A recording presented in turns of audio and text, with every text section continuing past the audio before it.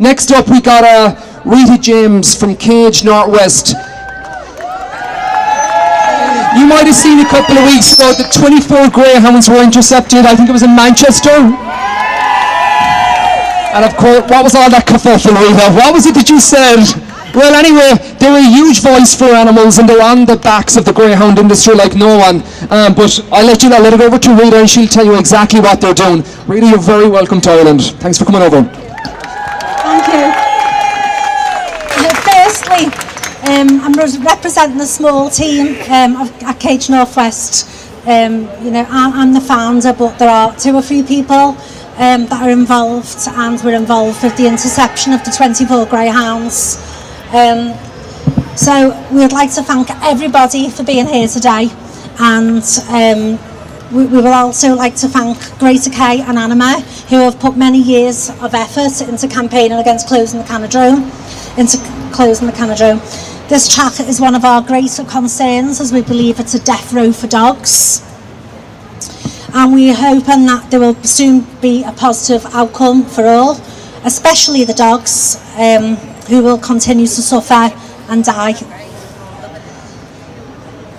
if cruel exports are not ended. Firstly, I'd like to say on May the 11th, 2016, we were provided with information from reliable sources that led us into coming face to face with 3 men who were transiting 24 dogs through England with intentions to board them on an aircraft to Hong Kong. Robert Green and his brother William Green, and also Ross Miles, the owner of Elite Canine Transport, who was also an IGB transport agent, desperately tried to escape our cameras while attempting to take photographs of our faces and our registration plates. We filmed them placing the dogs into a furniture removal van. There was clearly no regard for life, as they carried individual dogs as though they were lifeless objects, each of them placed into shoddily made crates that were stacked on top of one another with no stability whatsoever. The furniture removal van that these dogs were being transferred into showed no signs of ventilation. The heat and lack of space to move will have been unbearable for these dogs. We could hear the dogs crying in distress, their heads bowed low while they trembled in fear as they were being shifted from vehicle to vehicle.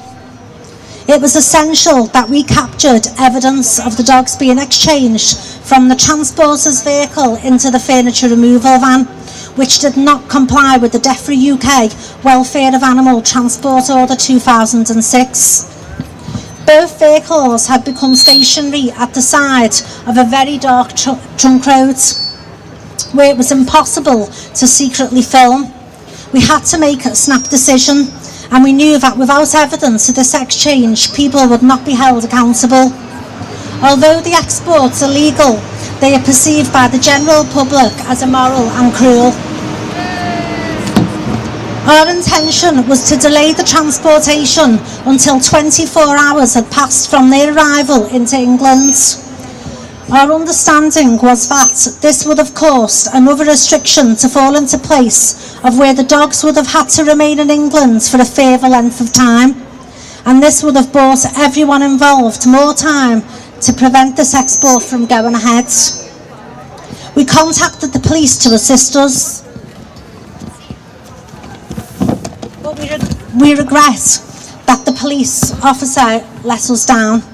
We believe that the officer could have made the decision to hold both vans stationary at the scene while the relevant authorities were notified. Transportation documents, vehicles and dogs should have been inspected to ensure the transport complied with DEFRA regulations, but instead the officer made the choice to allow both vans to leave the scene despite our pleas.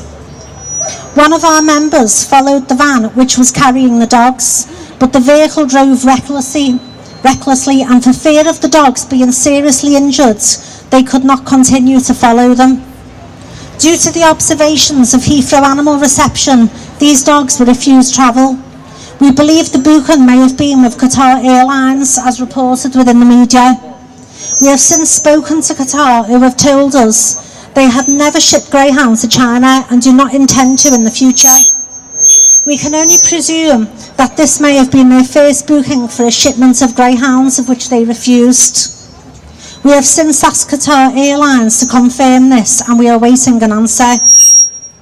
In Britain, we have made requests that all greyhounds are traceable from cradle to grave, and the injury data is made available to the general public. And we will continue to insist that exports of greyhounds to countries where no animal welfare legislation exists should be abolished. But if the ground racing industry